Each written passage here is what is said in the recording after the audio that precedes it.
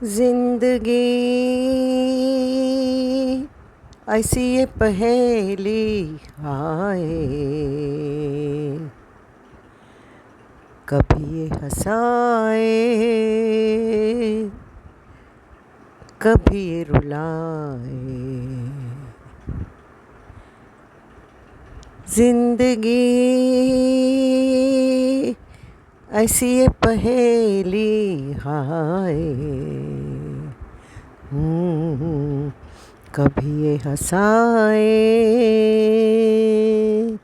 कभी ये रुलाए।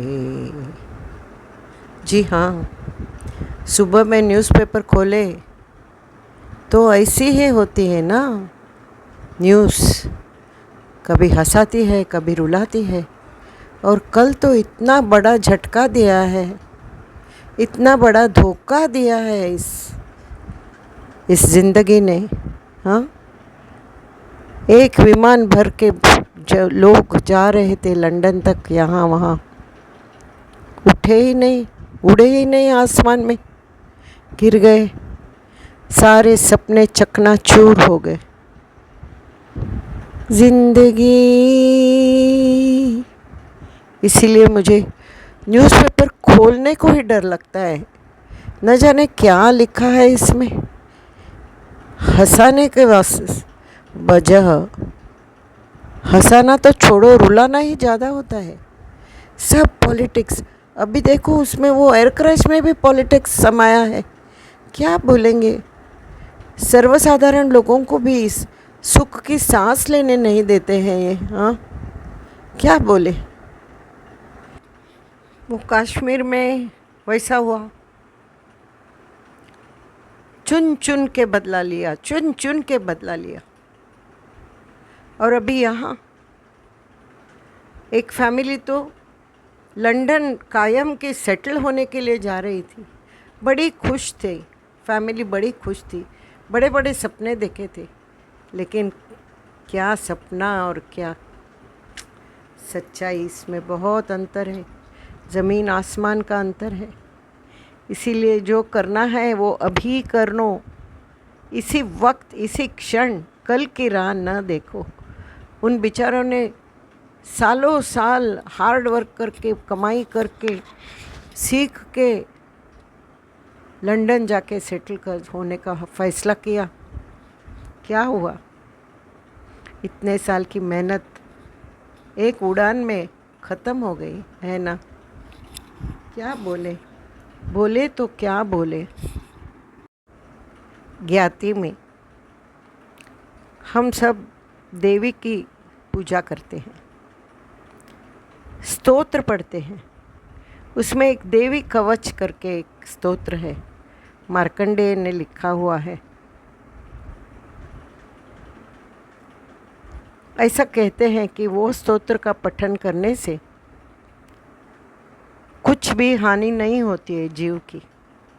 तो मैं मूर्ख, मैं अबला, मुझे ज़्यादा कुछ पता नहीं, सिर्फ नहीं, मैं मूर्ख नहीं हूँ, मूर्ख नहीं हूँ मैं दुनिया की हर चीज़ भगवान से जोड़ती हूँ।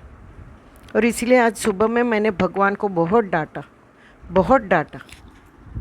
भगवान से मैंने कहा, अगर तू ऐसा ही खेल खेलता रहेगा, हाँ, तो लोग तुम पर विश्वास कैसे रखेंगे, तुम्हारी भक्ति कैसे करेंगे।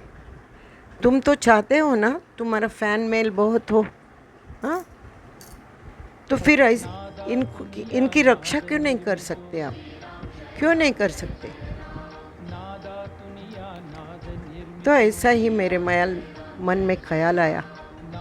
हमारे फैमिली में, हमारे फ्रेंड सर्कल में जब भी कोई बहुत सीरियस होता है तो हम लोग सब मिलके अपने अपने घर में बैठ के ये देवी कवच पढ़ते हैं, till that person gets cured और ही गेट्स रिलीव्ड।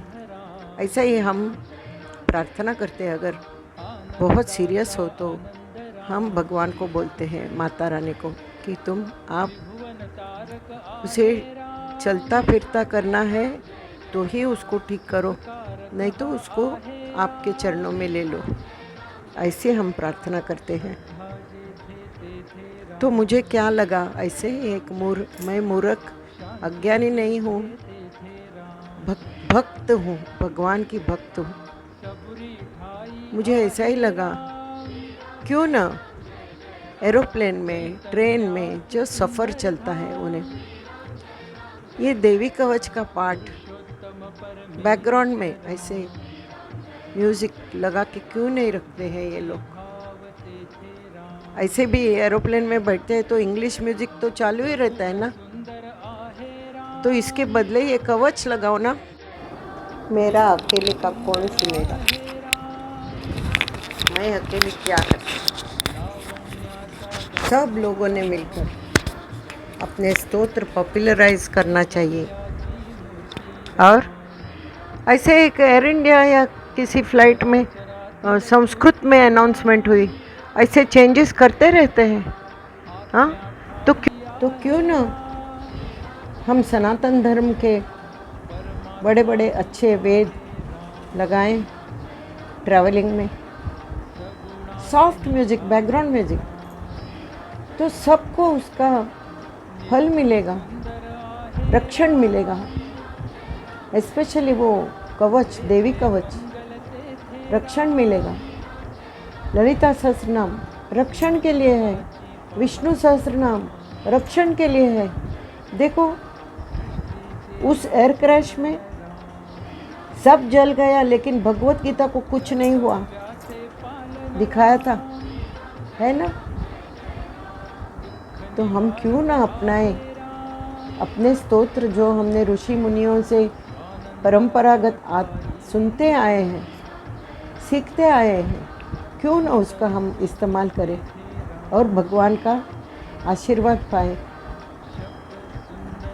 ये है ना, ऐसा नहीं कह सकते कि हाँ जब भी मृत्यु आने का है तभी आता है, नहीं। मेरी माँ हमेशा कहती थी, एक मृत्यु होता है वो अटल होता है, वो टाइम में जाने का है तो जाएगा, पर दूसरा 2-3 बार ऐसे चांसेस आते हैं कि उसमें उसे कंटक कहते हैं, कंटक। वो आपके नसीब में नहीं था, लेकिन जस्ट टच एंड गो हो सकता था, टच एंड गो भी हो सकता है, नहीं तो ख़त्म भी हो सकता है। वो कंटक कहते हैं। जैसे रास्ते में कांटे आते हैं वैसे, लेकिन वो मृत्यु की निश्चित डेट नहीं होती है। निश्चित एक मृत्यु तय है, लेकिन उसके पहले जब भी अपने ग्रह जरा फिरते हैं वक्री होते हैं, तभी ये कंटक आता है। तो मेरा कहना है कि ये आप स्तोत्र लगाएंगे तो लोगों का subconscious mind will absorb all that, and that absorbing will give them strength, and it will save them from all evil. ये विचार करने वाली बात है। मैं एक सादी सीधी महिला बोल रही हूँ, इसलिए उड़ा देने का नहीं है उसको, इसमें थोड़ा सेंस है। नहीं तो क्यों हम करते हैं ऐसा, क्यों करते हैं? क्यों हमें हमारे गुरु बोलते हैं कि ये पाठ करो, क्यों कहते हैं? इसीलिए अच्छा सुनना चाहिए, अच्छा बोलना चाहिए।